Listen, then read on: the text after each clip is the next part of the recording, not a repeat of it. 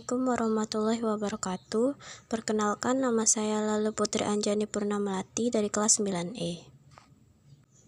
Saat ini saya akan menjelaskan tentang perkembangbiakan generatif pada tumbuhan Angiospermae. Ayo simak video ini.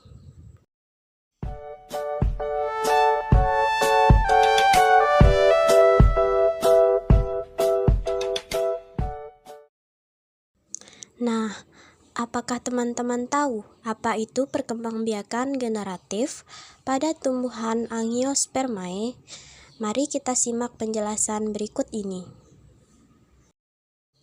Nah, perkembangbiakan generatif pada tumbuhan Angiospermae adalah proses penyerbukan dan pembuahan yang melibatkan alat reproduksi betina atau putik dan alat reproduksi jantan atau biasa disebut dengan benang sari. Pada perkembangbiakan generatif, sel sperma dan sel telur mengalami fertilisasi, sehingga terbentuk embrio yang tersimpan di dalam biji. Biji dapat tumbuh dan berkembang menjadi tumbuhan baru.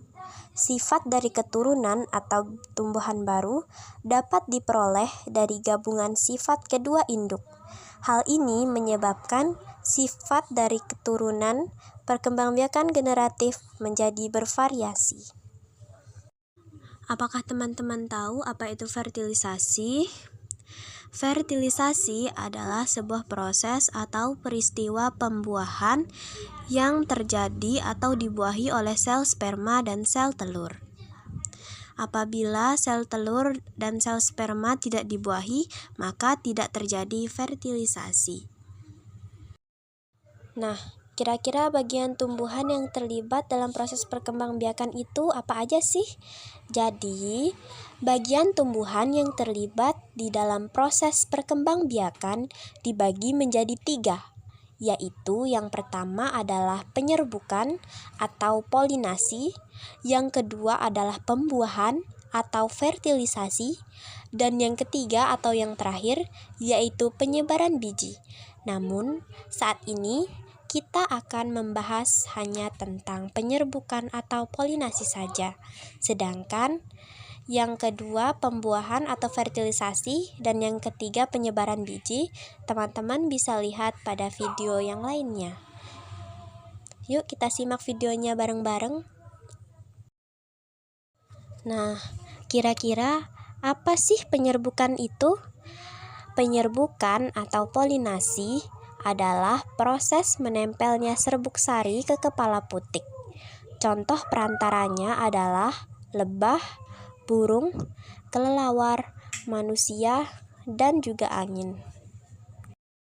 Misalnya, lebah dan hewan lain tertarik pada bunga karena warna dari mahkota bunga dan madu yang dihasilkan oleh bunga tersebut. Terdapat hubungan yang saling menguntungkan antara lebah atau hewan lain dengan bunga. Lebah membantu bunga dalam peristiwa penyerbukan. Serbuk sari melekat pada kaki lebah ataupun serangga. Saat lebah berpindah, serbuk sari yang melekat pada kaki lebah dapat melekat pada kepala putik. Proses menempelnya serbuk sari ke kepala putik ini disebut dengan penyerbukan atau polinasi.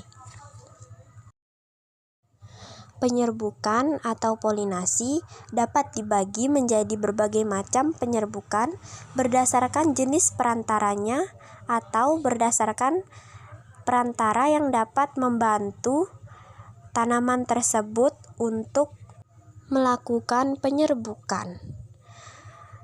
Perantaranya yaitu anemogami, entomogami, ornitogami, chiropterogami, dan antropogami. Mari kita lihat penjelasan dari masing-masing perantara tersebut. Yang pertama yaitu anemogami. Tanaman dengan bunga yang berukuran kecil, jumlah bunga banyak, dan ringan serta tidak menghasilkan nektar atau bau merupakan beberapa ciri tanaman yang penyerbukannya dibantu oleh angin. Penyerbukan yang dibantu oleh angin disebut anemogami. Contoh dari tanaman anemogami adalah jagung dan padi. Yang kedua adalah entomogami. Entomogami adalah proses penyerbukan yang terjadi dengan bantuan serangga. Contoh bunga yang dapat menarik serangga adalah bunga matahari.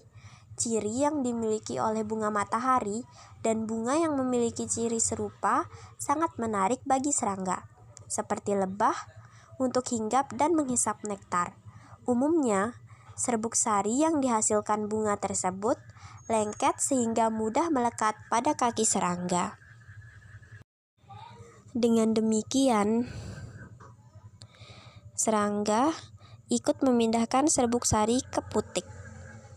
Serangga mencari madu sebagai sumber energi untuk disimpan sebagai cadangan makanan bagi mereka. Selanjutnya yang ketiga adalah ornitogami.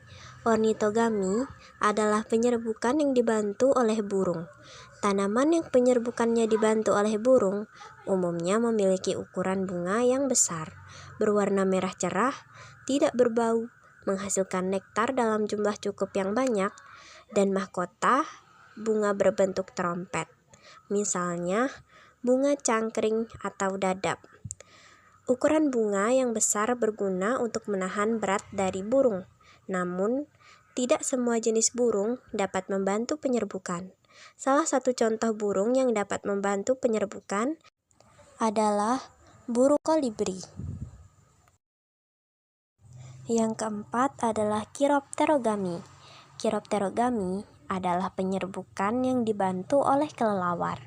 Ciri-ciri bunga yang penyerbukannya dibantu oleh kelelawar ialah menghasilkan nektar, memiliki warna yang menarik, menghasilkan bau, dan mekar pada malam hari. Misalnya tanaman kaktus. Yang kelima adalah antropogami. Tanaman yang penyerbukannya dibantu oleh manusia biasanya merupakan bunga yang berumah dua. Artinya, dalam satu pohon hanya terdapat bunga jantan atau bunga betina saja. Antropogami juga dapat dilakukan apabila serbuk sari suatu tanaman sulit untuk bertemu dengan putik, sehingga sulit untuk melakukan penyerbukan sendiri.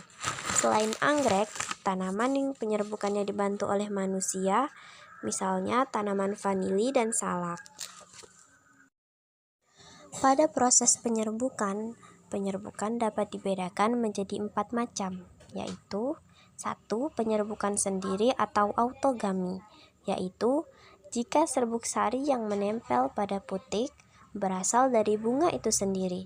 Kemudian yang kedua adalah penyerbukan tetangga atau geitonogami, yaitu jika serbuk sari yang menempel pada putik berasal dari bunga lain pada tumbuhan itu juga. Yang ketiga adalah penyerbukan silang atau alogami atau bisa juga disebut xenogami, yaitu jika serbuk sari yang menempel pada kepala putik berasal dari bunga tumbuhan lain dan tumbuhan asal polen masih tergolong jenis yang sama. Kemudian yang keempat adalah penyerbukan basta atau hibridogami, yaitu jika serbuk sari yang menempel pada kepala putik berasal dari bunga pada tumbuhan lain yang berbeda jenis atau setidaknya memiliki satu sifat yang berbeda.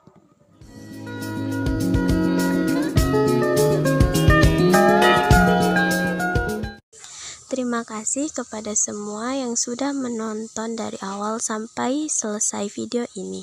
Jangan lupa di like dan di subscribe ya. Terima kasih. Assalamualaikum warahmatullahi wabarakatuh.